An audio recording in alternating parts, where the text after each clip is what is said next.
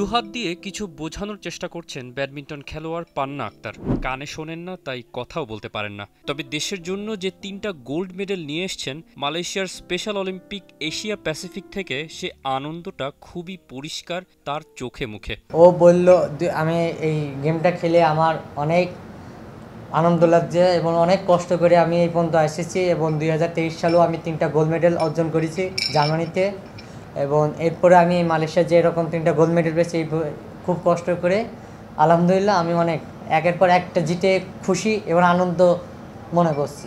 মালয়েশিয়ার কুয়ালালামপুরে স্পেশাল অলিম্পিক্সের ব্যাডমিন্টনে 10 দেশের অ্যাথলিটরা অংশ নিয়েছিলেন, যেখান থেকে বাংলাদেশিরা এনেছেন মোট 11 গোল্ড আর 2টা সিলভার।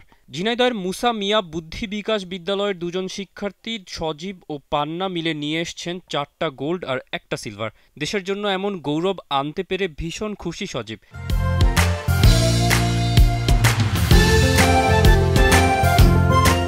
পথ চলায় সব ধরনের সাহায্য করেছেন বাফুফের সহসভাপতি নাসের শাহরিয়ার জাহিদি। কৃতজ্ঞতা প্রকাশ করে একটা ছোট উপহারও এনেছেন মেন্টরের জন্য।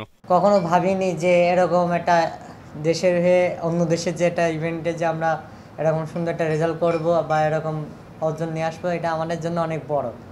আর আমরা তো একেবারেই দেশে অনেকে বলে এদের দিয়ে কিছু হবে না, আরে কিছু করতে পারবে না। আল্লাহর রহমতে তাদের চেয়ে আমরা অনেক ভালো কিছু করেছি। আমি 2023 সালেও ঢাকাতে বাছাই পর্বতে ছিলাম, ওই সময়টা বাদ হয়ে গেছিলাম, খুবই খারাপ লাগছিল, হয়তো বা আমাদের আর কিছু হবে না বা আমি আর কখনো আগাতে পারবো না।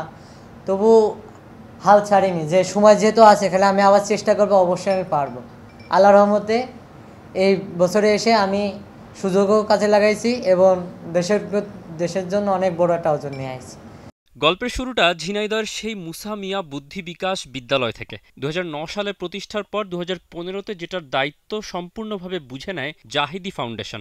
কোনো রকম বেতন ছাড়াই যে স্কুলে বিশেষ চাহিদা সম্পন্ন শিশুরা সব ধরনের সুযোগ সুবিধা পাচ্ছেন। বিদ্যালয়ের শিক্ষার্থীরা বার্লিনে অনুষ্ঠিত স্পেশাল অলিম্পিক্সে 3টা স্বর্ণপদক ও একটা ব্রোঞ্জ পদক অর্জন করেছিলেন। এই ছেলেমেয়েরা যখন দারুণ কিছু করে দেখায়, এখনও ইমোশনাল হয়ে পড়েন তাদের অভিভাবক নাসের শাহরিয়ার।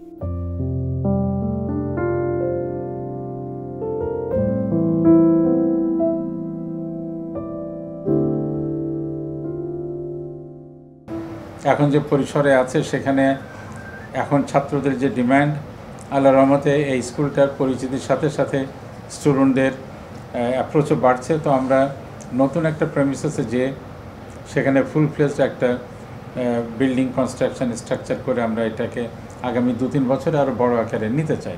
ঝিনাইদহ জেলায় এই বিশেষ স্কুল নিয়ে কিছু ভবিষ্যৎ পরিকল্পনাও আছে ফুটবল ফেডারেশনের সহসভাপতির। অ্যাকচুয়ালি এটা প্রতিষ্ঠা হয়েছিল ঝিনাইদহে অটিজম স্কুল হিসাবে। তা আমার কাছে দেখলাম যে সমস্ত বাচ্চারা এই বিশেষায়িত বাচ্চা, এদের বাবা মাদের কিন্তু একটা বড় চ্যালেঞ্জ থাকে তাদেরকে গড়ে তোলা, এবং তারা কিন্তু মানসিকভাবে কিছুটা হলেও একটু বিপর্যস্ত তারা কিন্তু থাকেন। তো ওই সময় তাদেরকে নিয়ে আবার যখন স্কুলে আসবে, আবার সাইনবোর্ডে অটিজম মানে এই জিনিসটা যেন একটা নেগেটিভ কনোটেশন থাকে। এবং আমরা দেখলাম এই বাচ্চাগুলো এরা কিন্তু কোনো না কোনো ক্ষেত্রে তাদের ট্যালেন্টস, তাদের দক্ষতা অনেক বেশি থাকে। তৌসিফুল Hasan, T Sports. For more updates, subscribe to our YouTube channel and click on the bell icon. Follow us on Facebook and Instagram.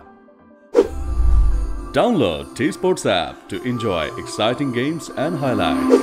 Visit tsports.com.